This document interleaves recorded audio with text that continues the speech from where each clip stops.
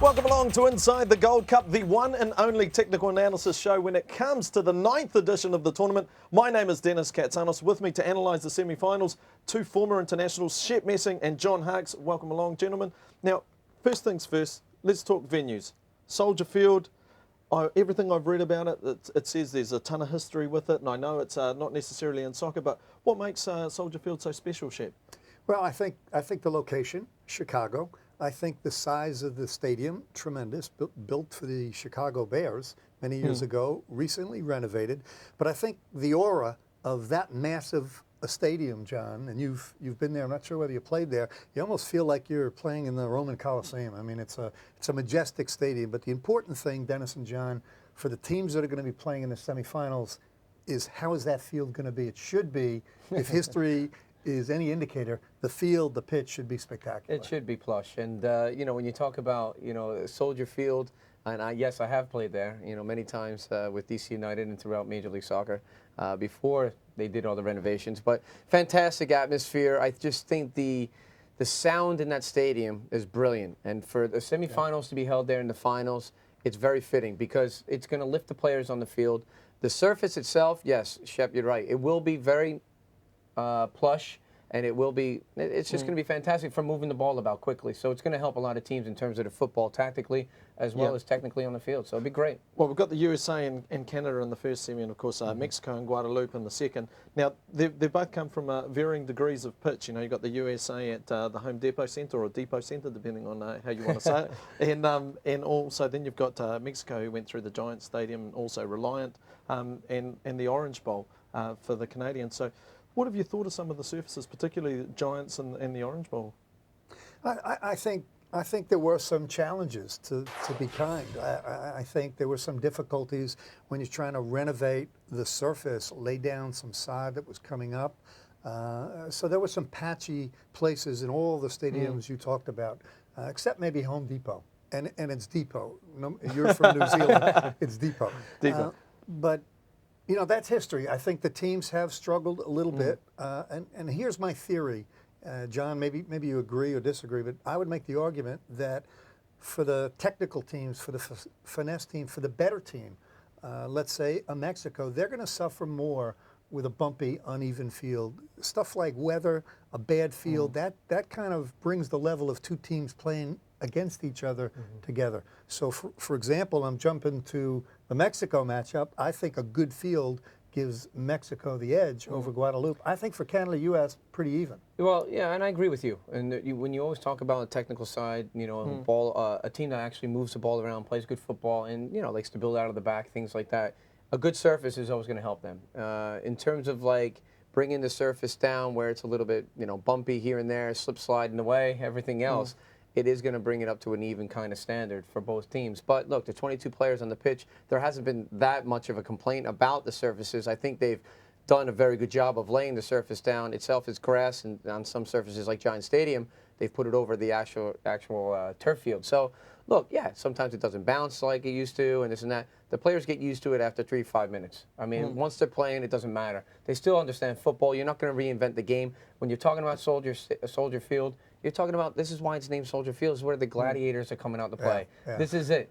This is where they come out. This is the arena. It's a great situation. It's going to be a great atmosphere, and I'm really looking forward to both semifinals. Yeah. I mean, U.S.-Canada, that's a great matchup. Yeah, we'll get to that later. Yeah. Same with Mexico, Guadeloupe. A lot of excitement, a lot of things that can potentially happen down the line. And I just want to add, because John mentioned the three things players care about, and they're going to find that atmosphere. Well, we're not talking money yet, but go ahead. The four things. Sorry.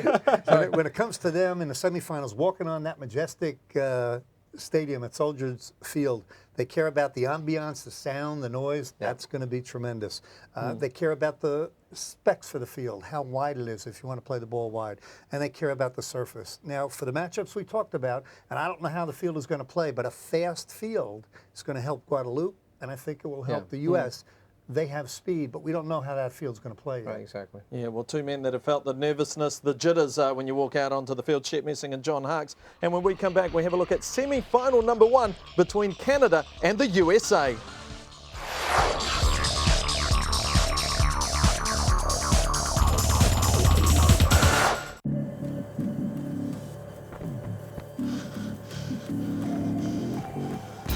Gatorade Sports Science Institute. We test athletes in the lab.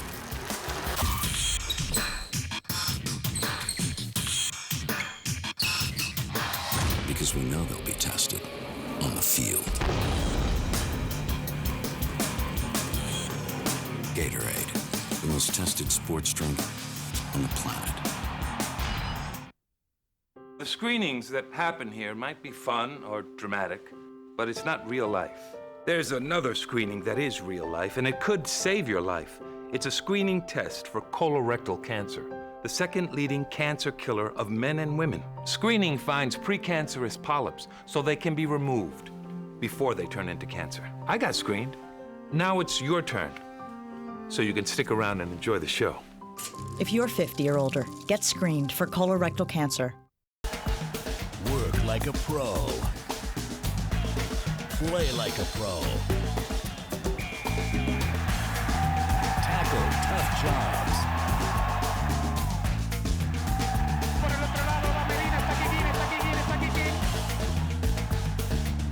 Dominate the game. Destroy the competition. Go professional. Choose Makita.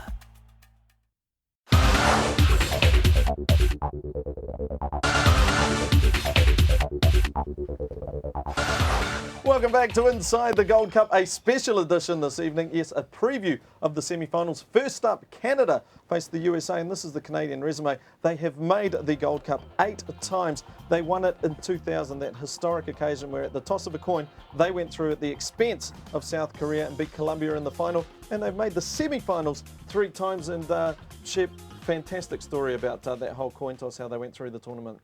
Well, that was a good story, but they're all about building on this 2007 Gold Cup, and I think they have a good team. They have some talented players in the midfield, John. They have some good guys up top, and they have their eyes set on winning the whole thing. I believe so. They've gone from strength to strength, and when you look back to the 2000, okay, it's 7 years later, but this team now has more international experience as well, and the individuals, Stephen Hart, the manager, we know he's free-flowing football as well going forward. So they seem to be a relaxed side. They recovered well in between the games, and they're looking forward to playing against this USA team. Well, this is a Canadian road to the semi-finals.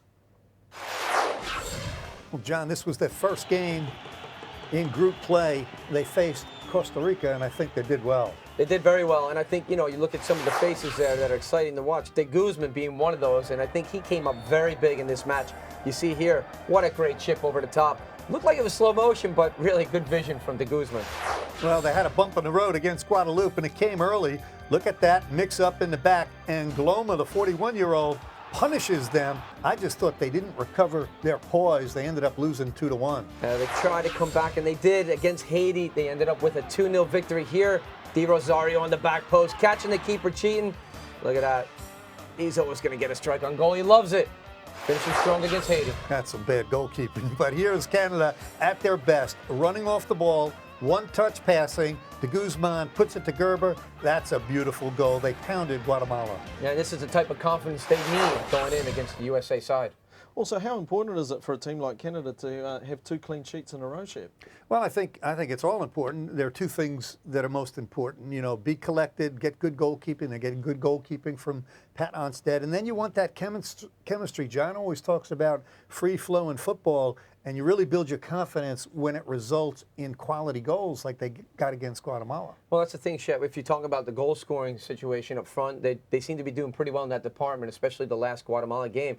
The goalkeeper, I think, is very important. And Shep, he's always said this. Pat Onstad, I think, gives them a calm feeling in the back. I think when you look over the shoulder, if you're Stellateri, you think to myself, all right, Pat Onstad, very experienced goalkeeper, still good with his feet, distribution, and he commands the box very well. So when you've got that in behind you and good goal scoring up front, now you just need that backbone down the middle of the field with the midfield.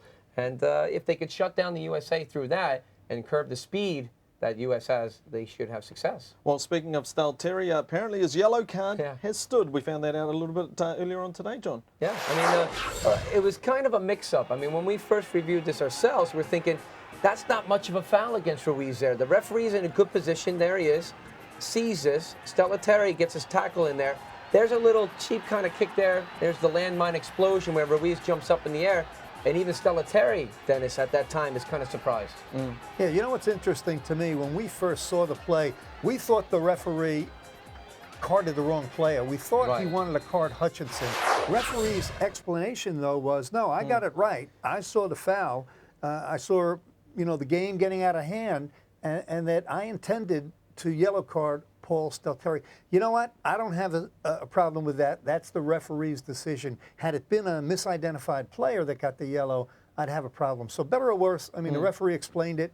I think it's going to affect them, John, especially when it's a defensive player that gets the yellow card. Always, Shep. And when you're a defender and you're carrying a yellow, whether in this particular game or from the one previous in a tournament format, that could carry over into the final. I mean, if Canada gets through, I mean, this is a situation that's on his mind. He plays a little bit more conservative than before, and he might not go into those 50-50 tackles. He might not take that extra risk and challenge in the air or pull a jersey when someone gets on a little break. That does affect the way he plays. I don't know if you gentlemen noticed in that clip where it highlighted the referee, already had the whistle in his mouth before the landmine hit Ruiz. So he was blowing for it before the whole thing. But hey, as it happens, everyone's sort of watching it. And you think, hey, it's about, it's for the landmine incident. So. Yeah, and look, and we were talking about this off camera, but he does, and Shep has already said this beforehand, Stella Terry has loads of experience. I think he's in a position that he can kind of look through that, have the discipline to get through this match, especially carrying over from playing with Tottenham Hotspurs in England. He seems to be a guy who has good character and good judgment in the back line. Yeah, my feeling, last point about that yellow card is that Paul Stelteri, his next game is the USA. That's all he's thinking about, that 90 minutes. Let the cards fall where they may. If they would have beat the U.S. and he got a yellow card, he'd take one for the team. Well, one thing about Stelteri, and in fact the whole Canadian team, is they are very, very good going forward. Oh, yeah, they are. They've got many options going forward, whether it be De Guzman, De Rosario, Gerber up top, Hutchinson. I mean, loads of players here that can get on the ends of plays, like this one, Stella Terry sticking this in the box. We've seen this beforehand, but still, De Rosario just having the frame of mind to say, I'm going to take my chances and stick this on goal. And, and he gets that chance, and he puts it in the back of the net. You know the confidence of a player like De Rosario just to take that shot in a cute angle. De Guzman, I mean, he never saw a shot he doesn't like. Look at the individual skill on the ball. Oh, this is De Guzman again, like you said, individual. He's got, a heads-up play. He's going to take players one-on-one, commit them out, draw a defender, and he's going to take chances. And this is a finishing in the box from Gerber. He's a strong player. Yeah, and we talked about De Rosario. And this is look at the velocity on that shot. Catches the upper 90. You talked about a lot of weapons. This, John, running off the ball, first time passing, the best. Oh, a lot of options running forward. Look, I love the attack when players, look, they've got 1, 2, 3, 4 players in there, one touch pass and Shep, but many options and angles. People running off the ball. That's how the game's supposed to be played. That looks like a play, and you do during the week, during a scrimmage. One touch passing, and a lot of versatile options, and they're working, they're running, they're playing for each other. So, conversely, for Canada, why did they struggle against Guadeloupe, John? Well, I think that, Dennis, as much as we focus on the attacking play in the Canadian final third, in terms of the transition, they've got to be careful. And against a side like Guadeloupe, loads of pace and individualism, they're taking off as well. And on the counterattack, they were dangerous. I think Canada had a hard time really matching up there on the transition play, ball watching a little bit, getting caught out of position, maybe Martin Nash being the only guy holding in the midfield position, and with 3 at the back, that becomes hard. Well, for the USA, their resume is impeccable. Yes, they've made the Gold Cup each and every time the tournament has been played. They've won it 3 times. They've been in 5 finals, 8 semi-finals, and this is the bit that I love the most, gentlemen. Whether you say they're performing the best, they're not performing the best, they are undefeated in group play, still, Shep. Well, I'll tell you something about this U.S. Their history in the Gold Cup has been tremendous, but that's all out the window. I mean, it's all about this 2007 Gold Cup championship. Newly appointed head coach Bob Bradley has made no secret about it. He said, this Gold Cup, this is the tournament on this calendar year, this is the most important to me. So do I think they've played well?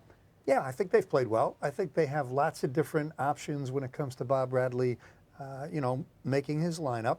But to me, they haven't done anything yet. They haven't shown me this is a great team. They've flown through, John, but I think their biggest adversity is yet to come. They've got a lot to prove, Shep, still. And this is, like you said, a lot of new players, new management group, and can they really get to the final and produce something and win? That's the main important thing for the USA right now. Well, this is the US's undefeated road to the semi-finals.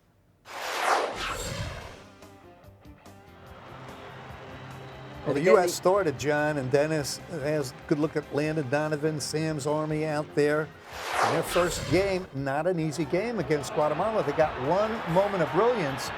That was Justin Matt made the run. Clint Dempsey first times it with the right foot. Oh, I'm sorry, it was Taylor Twellman. But they got the goal, but it was a scrappy win. They did a little bit better against Trinidad and Tobago. Yeah, I think they exposed Trinidad and Tobago at the back. Obviously, you see getting a lot of freedom in behind the back line there. A lot of people say it was Landon offsides, but again, it's that U.S. pace and the transition as well. Eddie Johnson, loads of pace to get in behind defenses. You know, that's the type of victory they needed to boost their confidence. Yeah, they really got on a roll in their final game and play. That's Taylor Twellman. Good first touch. I've never seen Brian Chink pass as well as that. He got a little bit lucky on that one, John. Nutmeg, the goalkeeper. Against Panama, it was a battle. But again, set pieces, Bocanegra. Yeah, absolutely. We both love Bocanegra when he gets forward. DeMarcus Beasley, what a great ball he puts in the box. Whipped it hard. Bocanegra gets on the end of it. And look, they finished pretty strong. At the same time, the U.S., they had a little bit of weaknesses, throughout. And when you're changing a lineup like that and you have that inconsistency sometimes in your format, whether it be through the midfield, in the back line, or even up front. And I know that Bob Bradley can afford to do that and see what other players are, basically want to have the opportunity to shine. That's okay, but you need that chemistry. And when you need it and you start going down the line, closer and closer to that semifinal, closer to that final, you've got to have a set lineup and players who understand the timing of runs, who's going to cover for who, and the leadership in the back. If you look at the USA in terms of strengths, they are one of, if not the fastest team in this tournament. Oh, they've got pace. I mean, they don't have the flip of the coin that Chuck Blazer had beforehand for Canada, so they've got to rely on that pace. And this is very important for them to play quick football, lay balls back, and you see that. The third man through, in, back, and in behind. And it catches teams by surprise, Shep. Yeah, the best way to beat a back line is with speed. Make a good run, play the early ball, and this is Justin Mapp. He's just going to beat the defender to the ball, get it into the box, slot it over. This is a great example of speed. Watch the give and go. There's the pass, and now he takes off. And that's Landon Donovan. Speed kills. He's going to slot the ball over for the easy finish. And again, that's just, it's speed of thought. It's pure speed. It's speed with the ball. All three types of speed combined with a Landon Donovan break counterattack like that. That's fantastic football. That's exciting for the fantasy, but it's very much exciting for Bob Bradley. Yeah. He loves to see that. If you're going to get goals, get them quickly. Let's get out there. In terms of weaknesses, would you say some of the missed opportunities for the US could be something that could be to their detriment against Canada? Well, I think, anything, a coach will always say, let's first create the chances, right? The coach will always, his rationalization will be, well, we're still getting chances. But for me, that's not good enough. To me, poor finishing is a real weakness. You're only going to have some moments in a game, John, when you get an opportunity to go to goal, and you really have to be efficient when you get those opportunities. I agree, Shep. And how many times have we heard, whether it be a fan, a coach, a parent, that says that might come back to haunt you? You got to get your chances, and when you create those chances, you've got to be sure of it in the final third. And that's where the discipline and composure are so important to putting the ball in the back of the net. We did see throughout this tournament a Clint Dempsey who had an opportunity played by Landon Donovan, wide open near the penalty spot, could have easily side-footed, and he decides to cut it back and do a little bit of showboating there. That sometimes can cost you in games, especially when it's a tight match. Going in against Canada, you can't afford to play games like that. You've got to bury your chances and put it away. Defensively, we've seen on you, we pick up a few cards. Tell me, a lot of responsibility on his shoulders looking ahead to Canada. Yeah, I think that, he's got responsibility. And I know as a figurehead in the back, he's got the height, the strength, the size. Sometimes coaches might say, use your athletic ability and throw it about. Maybe he's doing it a little bit too much. And instead of thinking with his mind saying, okay, stand the man up. There's no need for me to reach around here, push him, foul him, that if I don't have to. But just in terms of making his mind up and playing simple out of the back, Shep, he's a big authority in the back. He's got to play simple against Canada. I think he's got all the physical tools, John. We would agree to that. But I think he's struggling. I really do. Here, I think we're going to see him just give the ball away. I mean, that pass played in too hard. Here, he's struggling to get back. This is fantastic. Yeah, this is, if you kind of ball watches a little bit, it gets turned around. Franklin Haydock and Steve Ralston comes into the play there. There's the open space behind him, leaving the hole. And, three guys going to the ball, Chef. You even said it. If someone's got to make their mind up and go and win it. I think what you want, John, and you know that from your central defender, you need a physical presence, but you need a leader in the back. And Onyewu has not shown that to me.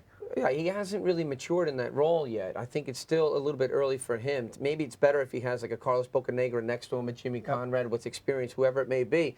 Those guys are always giving information, talking. They're very, they're outspoken. If you got somebody like that next to him who says, hey, Aguchi, you win the balls, but dish it off to me, and then we play simple out of the back, I think that could be a successful formula. Yes, the USA and Canada, a huge semi-final. When we come back, we have a look at some of the individual matchups, some of the players to look out for, some of the head-to-head tactics, you name it, we got it.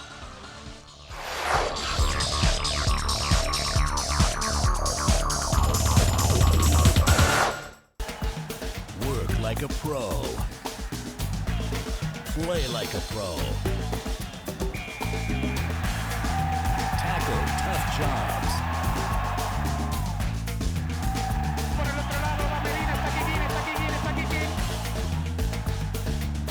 Dominate the game. Destroy the competition. Go professional. Choose Makita.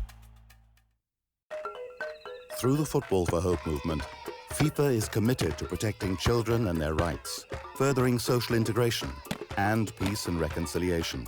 Football for Hope champions health promotion and anti-discrimination. FIFA is firmly committed to using football to resolve some of the most pressing social challenges of our time. Football can change the world.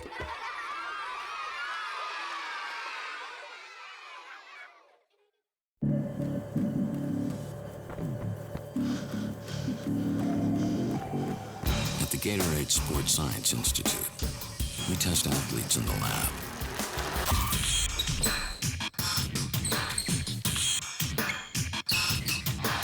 Because we know they'll be tested on the field. Gatorade, the most tested sports drink on the planet.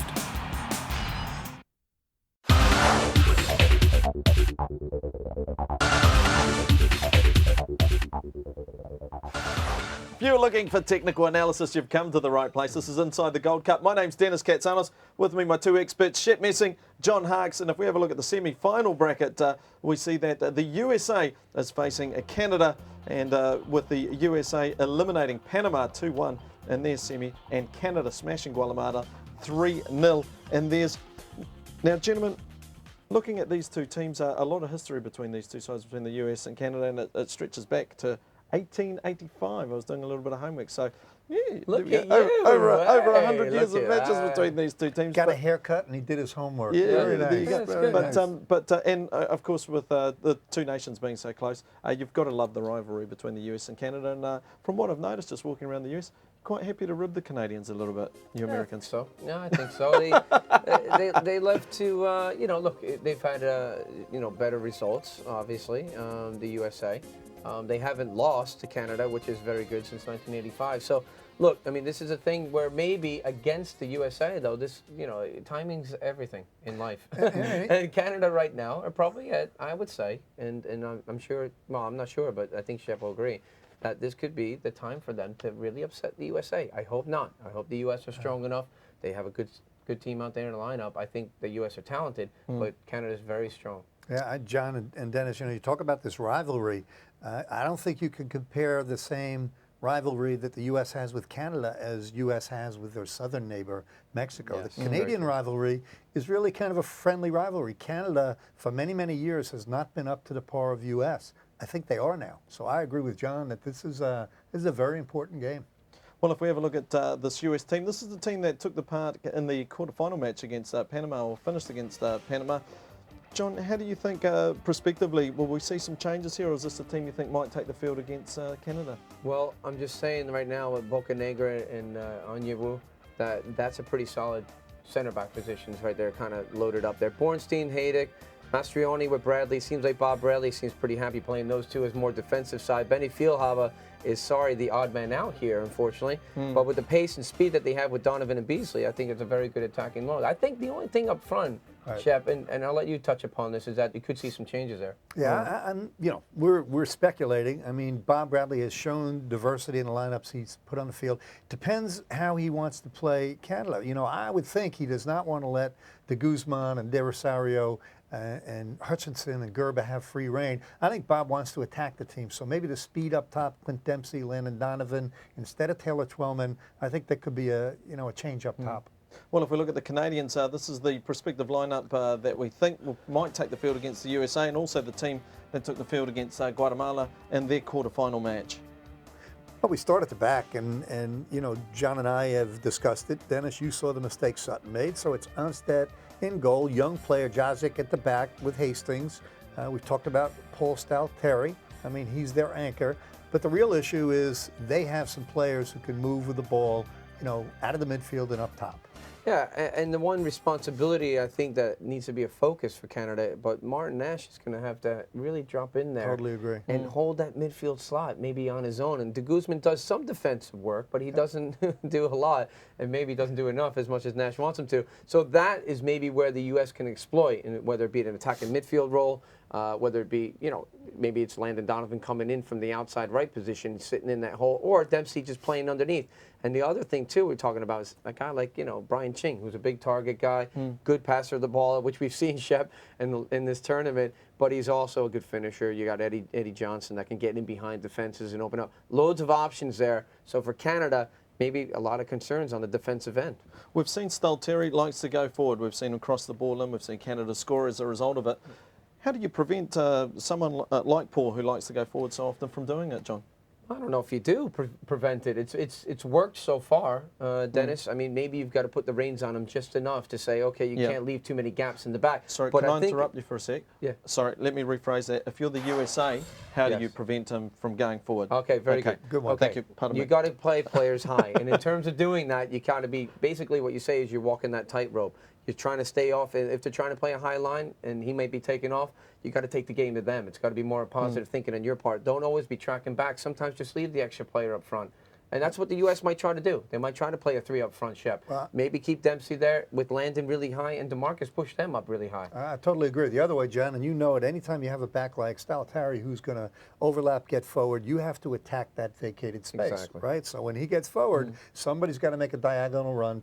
Stalteri knows if he doesn't, if somebody's not giving him cover, they're going to get burnt. But it is a little bit of a chess match up and down the field, and that's why, John, it's the ultimate team game, but it is going to come down to individual matchups and who wins those battles. Yeah, and I think one of the battles too, though, you might see is a guy who's playing very well right now for the LA Galaxy is Ante Jazic. Yep. And if he's matching up and he has to really take care of a guy like Landon Donovan, they know each other very well. These are teammates in the club. So, hey, maybe it's a personal battle there. Maybe he doesn't play Landon outside right and Jazic has to match up with him. But Jazic tucks in quite well. And when he does that, he provides a little bit more cover for Stalteri if he leaves on the other side. Yeah, I'd make the argument when it comes to this game that these are the two best midfields in the Gold Cup tournament. So, to me, that's where the real battle is going to be. Whoever wins that midfield battle, both of these teams have quality finishers up top. They both have great goalkeeping. We never mentioned Tim Howard. Hey, Tim Howard is there, right? I mean, he hasn't had to do a lot of work, but between Tim Howard, Pat Onstead, both teams have the ability to finish. I think this battle is who wins the midfield.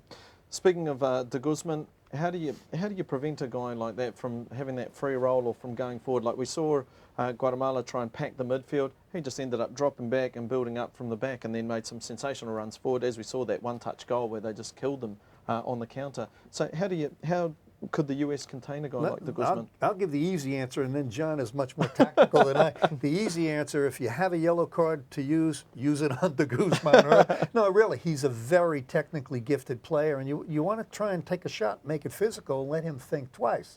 Tactically, John, I don't know what you can do. I mean, the guy is like all over the place. Yeah, I mean, he's very good running. I think his timing in picking the spots, when to get forward, are very important. It's going to be even more important in this game against the U.S. side because they, very thoughtful in the defensive midfield position. They have Bradley, who had played there in the last match, sitting next to a guy like Pablo Mastroianni, who's a ball winner. So they're going to expect him to be coming through. I'm sure they've talked about it. When he does make those runs, guys, you got to make sure you're picking up and not ball watching. Don't let him slip in behind you there. The other thing is as well, is that Di Rosario does do a lot of tracking back. He is sort of a guy who's up and down as well. Even though we think of him more of an attacking style player, he will put the effort in that midfield position, so that might help out as well.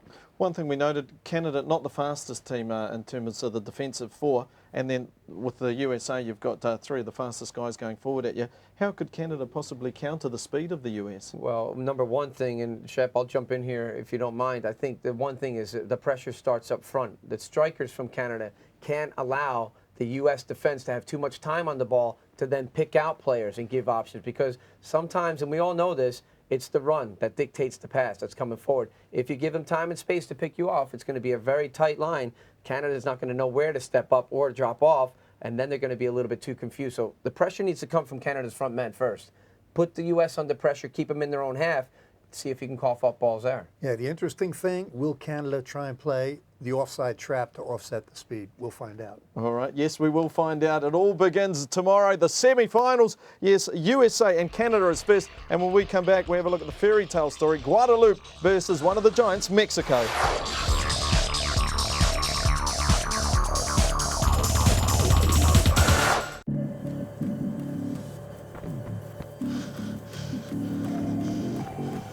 At the Gatorade Sports Science Institute, we test athletes in the lab.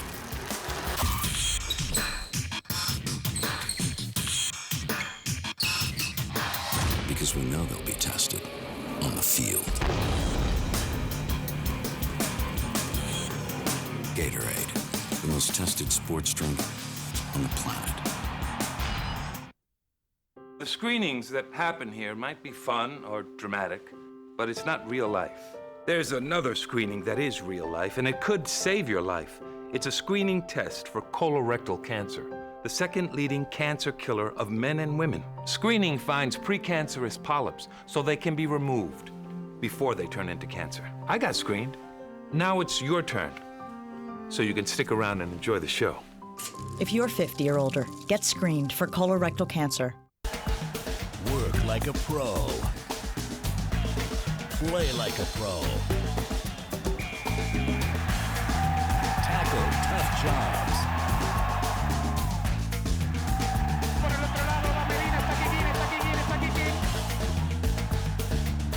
Dominate the game.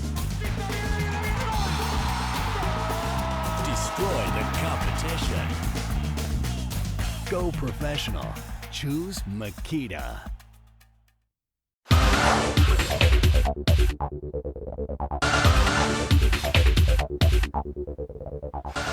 This is Inside the Gold Cup, your technical analysis show during the period of the tournament. The second semi-final is between Mexico and Guadeloupe, and if we have a look at the Mexican resume, another outstanding resume indeed. They have made it to the tournament 9 times. They hold the record at present with 4 championships. They've made 5 semi-final appearances and the only team to have won it consecutively 3 times in a row in 93, 96 and 1998. And although, gentlemen, they've struggled to get to where they're at, they say the sign of a good team is when you can play poorly and still win games, Shep. Well, I don't know who says that, but I got to tell you what, they have struggled mightily. They have looked pathetic. But I think there is merit to what you say, Dennis. They're here. They're in the semifinals. They're up against Guadeloupe. They have so much talent on this team. Their coach is in disarray, John, and I think that's the real issue. Can he pull this team together and get a good performance? Yeah, I mean, I think when we discuss the Mexican side, I mean, you have to talk about Hugo Sanchez, and I think the way he prepares his side, I mean, this is a team that has been Jekyll and Hyde throughout this tournament, and they've been exposed a lot in different games. So it's the mindset. If they have the correct mindset and, you know, if they can play, and there's a lot of ifs going on here, if they can play like the Mexico of the past, then sure, there shouldn't be a problem here containing Guadeloupe, really shutting them down and making sure they have a disciplined side and they go forward. They have a lot of attacking options like, you know, Borghetti, you know, whether it be Castillo, Fonseca coming off the bench, Bautista. These are players that can play. But having said that, there is a lot of turmoil that's been going on in this dressing room, and are they ready to step up now and play against a team that has become the surprise of the tournament, Guadeloupe? Well, it was a bumpy road for the Mexicans to the semi-final. Well, everybody was excited when Mexico took this photograph. That was probably their best moment in the game, John, because you look at Blanco, Borghetti, you look at the names, the talent on this team, they did not go easily through group play against Cuba. They get lucky. I mean, this should have been a save by the goalkeeper. Castillo tucks it in. Yeah, I mean, that's Fonseca taking the shot. It wasn't, like you said, Shep, we were at this match. It was a good game, but Cuba really came out and surprised them. Here you see Blanco taking the penalty, but, you know, look, it's a good result for Honduras. They got outplayed, and I got to tell you, they got lucky against Panama. I mean, they really did.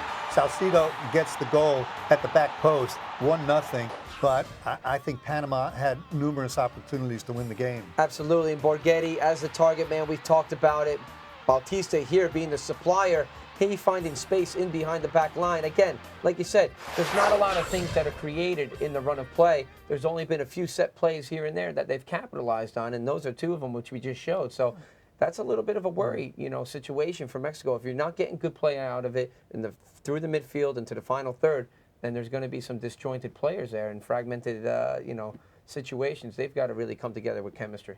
One thing that's been noted about the Mexican team is the amount of simulation or flopping or some questionable decisions. Do you think we'll see, John, that the referee might be a little bit tougher on the Mexican side in this semi-final? I think it has to be, Dennis, especially the awful decisions that were made in the last game by the referee, and whether it's the referee or now that's a nasty tackle. Yeah, that's okay. Actually that's not an Oscar. That's a leg almost taking off his chin.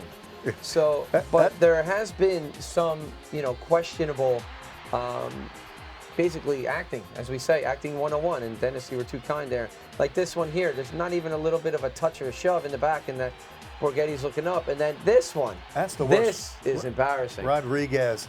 I think a fly came and hit him in the eye. But the referee bought it and brought the red card. This is my favorite guy in the Mexican team, Guardado. Anytime you go within 3 yards of him, now watch his face. He's going to look up to see if the referee gave the card, and then he'll look back down and grimace. There it is. Look away. Did I get the card? And you know what? He's a talented player. There's no need to play like that. Yeah, and I think maybe the referees might even be giving Mexico a little bit too much respect here. When they're falling down, they're miscontrolling the ball, whatever, they're giving them the benefit of the doubt. And this does change the game. You'd hate to see a referee decide the outcome of a well-fought match. And unfortunately, sometimes in this tournament, we have seen too many times and often that the referee is the center of attraction. And again, I'll say it like I said in the last show, the fans do not pay money for the tickets to come and see a ref. They come and see the talent. They want to see the players. And I agree, Dennis, this needs to be kicked out of football. You can't have the acting, the flopping around. It's wasting time. It's dishonest, number one. And I know that sometimes it's part of the game, but let's try to clean it up. And this is something that Mexico does well. Well, one man that has stepped up for the Mexicans, he scored a couple of goals at critical times, is Borghetti. And when I think about it, he's pretty much the only man that's performed for them, Shep. Yeah, listen, we've talked about the flipping and the flapping, but I really want to see this Mexican team play at their best. They have some wonderfully talented players. Borghetti is one of them. I mean, he's a lethal striker, makes a smart run. He's lethal in the air. I mean, nobody went with him, a defender. That's kind of shocking. Bautista plays it over. He finds the seam. He nods it down. I mean, this guy is a big-time player. He's showing it at the club level, showing it at the national team level. Yeah, I mean, he's getting the supply, and when he does, he makes the most of his chances. Is he going to be a guy that gets the ball to his feet and turns and creates openings 1v1? No, he's not like that, but he's getting the supply. Castillo's getting the balls into him, Pardo through the midfield, who's got great experience playing in Stuttgart in Germany. I mean, this is the type of player that can he be the solid guy in midfield that holds it down and anchors that kind of back three, back four in behind him and says, hey, we got to be careful of Guadalupe's transition game with their speed. Well, if we have a look at the Guadalupe resume, this is their first tournament that they've played in, and what a sensational outcome for them. They have won not only 2 of their games, but they've scored 5 goals, 4 against, and they are just phenomenal. Everything on paper says that these guys should not be winning, and they're phenomenal, Shep. Well, I'm glad you broke it down that way. Just every time I look at it, I think they're not going to win this one. They're not going to win this one. They're not going to win this one, and they just do. Well, that's great technical analysis, but we'll take it away because John and I have watched this team, Dennis, you have too, and I think John and I agree that they came out with just passion, playing free, everything to gain, nothing to lose, and it showed in their play. And don't forget, they have some talented players. A lot of that team playing in France, and Loma, 41 years old, 37 caps for France, came back to play for Guadeloupe. Auvray, Fiston, they have talent. But I love, John, the way they're playing. They're playing free. Absolutely. Florival, let's not forget about him. Right. Young player with a lot of potential going forward in his career. But these are players, like you said, Shep, coming into this tournament. I think we did discuss it on other shows that they had a short period of time to really get together and bring that chemistry together to play. That sometimes can be a disadvantage, but I think what they've done is they've made it a positive. They've gone out there and they said, hey, let's go out and surprise some people. Let's show them what we're all about. Play hard, play with some passion and heart, but also let's do the individual stuff. Hey, why are we good players? Well, let's go out and show this team what they're like. Yes, this is Guadeloupe's fairy tale journey to the semi-finals. I think John really summed it up well when he said they came out and played. You know, sometimes there's Auvray, there's Angloma, and there's their team photo. A lot of teams, you know, against the run of play would say, let's sit back and try and defend. This is the ball into the box, fist on, up in the air, left peg, puts it in. That got the result against Haiti. And then this, the shock of the tournament, Angloma, the early goal, really unsettled Canada. And basically, what's the goalkeeper doing there, Shep? I mean, you've never been out that far in the pitch, so you got to expect that. But it's a great vision. And then again, on the set plays, you know, they're taking advantage of it. They're putting it in the back of the net. Oh, we love the freedom with which they got forward. Sucrier, heads down, Angloma, that's the shock, the first goal.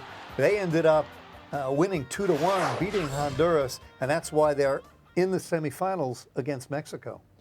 Now, do you think the fairy tale could end for Guadeloupe, Shep, here against Mexico? Or do you think they could take that next step and go into Yes, the it final? can. Yeah. Yes, that No, is. no, Yes, that's it can. possible. Part of the In magic about it, probability I and just love. statistics, I think, yes, it can happen.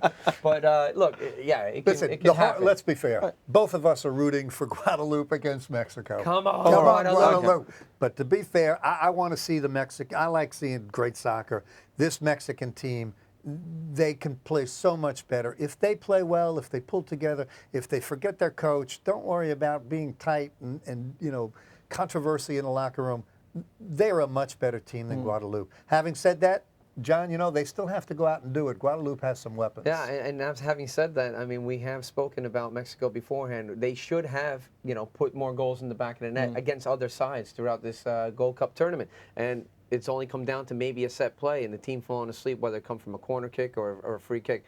But this is a team that I think Guadeloupe has a little bit more organization in defense as they've gone on from one game to the next. I think the coaches recognize that, okay, we're good going forward. We have speed. We can attack. But we've got to really do something about this in the back line and make sure that we hold players in behind. And I think they've done it very well as they've gone from one game to the next. So it's going to be a good matchup. I think that, like Shep says, Mexico has enough talent in their side to win the game. They should, but they haven't shown it yet. Maybe this is their time to shine. Well, John, you mentioned weapons, and one of the most potent weapons for Guadeloupe happens to be the oldest man on the park is Angloma. He's still trucking through at 41 years of age. Well, I'll tell you, Johan Cruyff, the old Dutch master, has always said, when you play football, make sure that you smile and show people how much you enjoy the game. This guy, he sums it all up in a nutshell. He comes out with the attitude, not just the finishing. Look at this vision from, talk about experience catching the guy off his line. But he is smiling, Shep, and he's lifting the spirit of the team around him. Yeah, and again, he's a big-time player. You don't lose that. You never lose talent. Angloma, I love the way he just peeled back away from the defender, found that little bit of space to crack that goal in. See that? The defender was there. He comes back, the cross, and he buries it. It's a wonderful story. When we return on Inside the Gold Cup, yes, we pick up where we left off, the David and Goliath story of Mexico versus Guadeloupe, all the head-to-head stats in just a mo.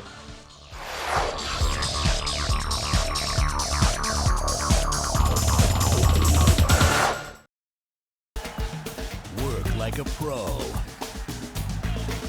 Play like a pro. Tackle tough jobs.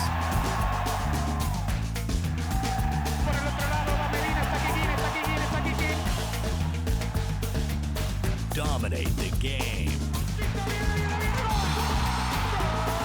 Destroy the competition. Go professional. Choose Makita.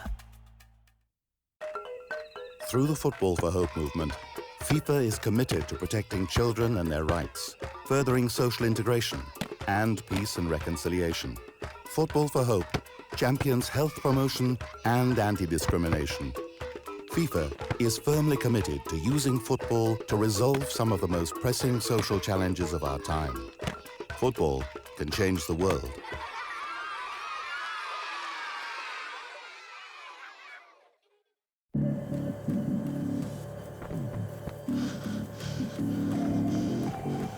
At the Gatorade Sports Science Institute, we test athletes in the lab.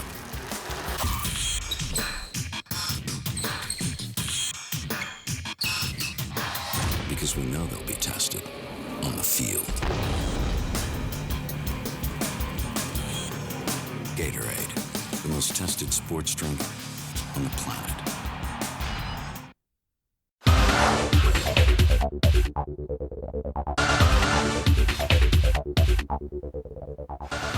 Welcome back to Inside the Gold Cup, where the second semi-final match to be contested is between Mexico and Guadeloupe. And if we have a look at the bracket, yes, Guadeloupe, a sensational victory over Honduras. Honduras, of course, came in with a 5-0 victory under their belt. Was supposed to smash the little French department, but nonetheless, Guadeloupe rose to the occasion, eliminated them. And for Mexico, a hard-fought battle against Costa Rica, a 1-0 victory. And as we saw, a very messy affair for the Mexicans. Yeah, I think that was a difficult game for the Mexican team. I think they've had a difficult tournament, and everybody keeps saying, well, the next game we're going to see the real Mexico. Well, you know what?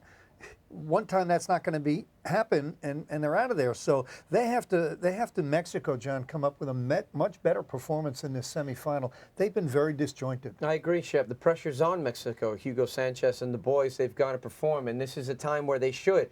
And you're talking about Guadeloupe here. You're not talking about, playing against Germany. You're not talking about playing against Brazil. This is the team they should beat. Guadeloupe, the element of surprise, has been very dangerous by doing that. They come out in the pitch with lots of spirit, lots of belief in themselves, and pace up top. So can they do it? Mexico's got to show up. Well, for Mexico, these are the 11 men we think will take the field for them against Guadeloupe. The 11 men that hopefully might find it an easier battle, Shep. Well, I think when you talk about a starting 11, that's the first thing the coach, who has suffered from much criticism, John, he's got to decide who to put in the starting lineup. Will Fonseca be in there? Will Blanco be in there? I don't know. Nobody has been great in this starting 11 that we see from the last game. No, and you talk about a guy like Pardo as well, who's getting his football, league play in Germany with Stuttgart. I mean, I would expect him to come back into that defensive midfield slot. Now, is it Lozano who goes out, or Torrado? I'm not sure. Yeah. But somebody's got to get displaced in there in order for them to actually start playing as a good side, building out of the back. I think Pardo's got to be in this lineup. Yeah, well, Pardo's back from suspension. I think Neri Castillo is as well. So it could be quite interesting to see how Hugo Sanchez maybe changes that on us. Well, for Guadeloupe, it's been a fairy tale story, and these are the men that have been writing that story. These 11 men very likely to take the park for Guadeloupe. Yeah, well, I think we talk about, can a miracle happen, John? Hey, Grandel's playing in Holland. He's a goalkeeper that can have a huge game. Your buddy, he's not your buddy, but the Sheffield man, Somail in the back. We've talked about Angloma. Loval's been good. Socrier's been good. They do have some talent. Yeah, definitely. Socrier is an exciting player, and I think, as you've seen beforehand, he's the one who nods that ball back. So he's always looking to be a supplier, but also a goal scorer. Florival, coming out of the midfield, I think if you get the ball into his feet early, he will turn and he'll hurt that defense. I think he'll be able to draw more attention through that midfield, and that's where a guy like Pardo from Mexico has got to make sure he closes down those passing lanes. So, look, they got to be able to squeeze up and put pressure on Mexico. For me, if they do that early on, I think they'll have success. If they sit back, Mexico builds confidence, Shep, and from game to game, they haven't performed at their best. They might get a foul outside the box, and then they build on that, and they go on to win the match. I totally agree. If you're Guadeloupe, if they sit back, they're in trouble. I think they have to spread the field wide. I think they have to use the attributes that they do, some skillful players, some speed, try and get wide, play good balls into the box, and try and stay in the game. Well, the one thing that we have noticed about Guadeloupe against Canada and also Honduras in that quarterfinal is they stun their opponents, get a couple of early goals, and their opponents are at 6s and 7s is how to counter it. Yeah, and I think it comes down to good goalkeeping as well, making the big saves. No, he asks a goalkeeper to make the saves that he should, and Shep will notice, and if he makes 2 or 3 big saves, that lifts the team. And those are the things that you really shouldn't expect out of a keeper. But if he does it, that's the difference in the game. I think if Grandel, he's going to have his hands busy. I have a feeling, especially with Borghetti being that target man up front for Mexico. If he comes out big and he commands that box, he'll be able to dictate the pace and the rhythm from the back line. If he can do this, I think it helps out Guadeloupe a little bit more than Mexico. Yeah, the thing I'd love to see, Dennis and John, is really an early goal by Guadeloupe. This would really test what is already a fragile game, right? It's really a fragile mental state that Mexico is in. And if Guadeloupe, and Dennis, you made a good point, they've gotten early goals. If they get an early goal against Mexico, watch how fragile the egos. Let's see what happens then. Well, if we're talking about goals, have a look at some of these shooting stats, boys. Very, very interesting. Now, we, along with many other pundits, have criticised the USA in terms of shooting. But if we have a look at the actual tournament, the USA 20% leading the tournament, with Guadeloupe at 20%, 9 from 45 and 5 from 25. So Guadeloupe, not a hell of a lot of shots, but they do convert quite well. And Canada at 19. Mexico 11 out of our semi-finalists are the most disappointing of all of them. And as you mentioned, Shep, if Guadeloupe do get an early goal, or if they manage to hold Mexico, the longer the game goes on, that pressure, you could just feel it mounting on top of the Mexican shoulders. Well, again, John's the coach, so I'll let him break down the statistics on shooting. We've talked about the finishing woes for the United States. I was kind of shocked, though, John, to see that in terms of Mexico. I know they're playing badly, but that's pretty woeful in terms of finishing. I think it's woeful. It tells a story throughout the whole tournament, really, when you talk about being efficient. I think that's such a low percentage of goals being scored. And that seems to be a problem with many teams throughout this Gold Cup this year. Now, maybe the defenses are being a little bit more stingy, but I'd like to really say I think the onus has to be on the finishing. One, to be a good finisher, you got to have courage. If you've got courage and you're in the box, then you're going to be brave, like a Drogba, somebody like that, or a Ruud van Nistelrooy. Those are finishers for me. So far, I haven't seen it. I've seen Pavone. Yeah, he's been a dangerous player. He's not in these 4 games.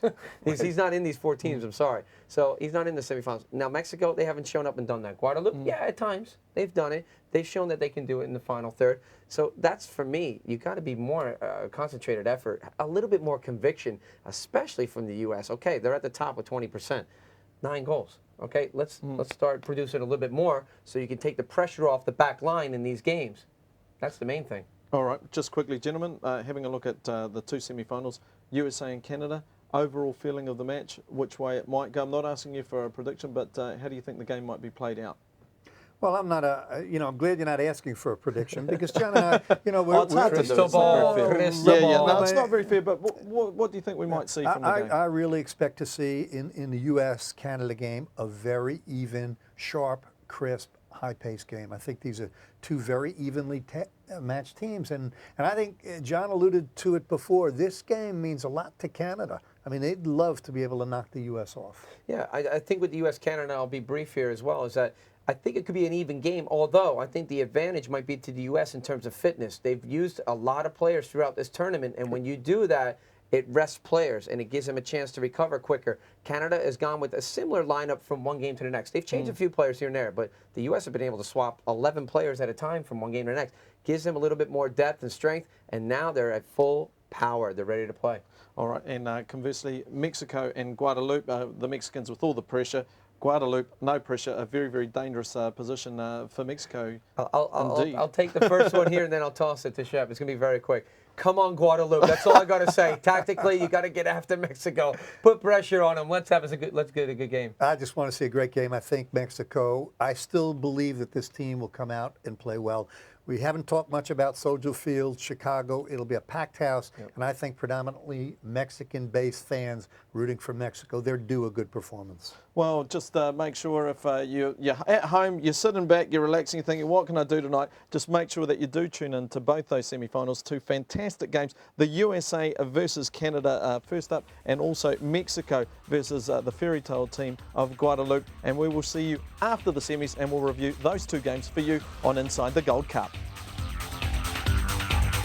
The reproduction, distribution, publication, modification, public display, public performance, or transmission of this broadcast in any manner, in whole or in part, without the express written consent of Concacaf, is strictly prohibited.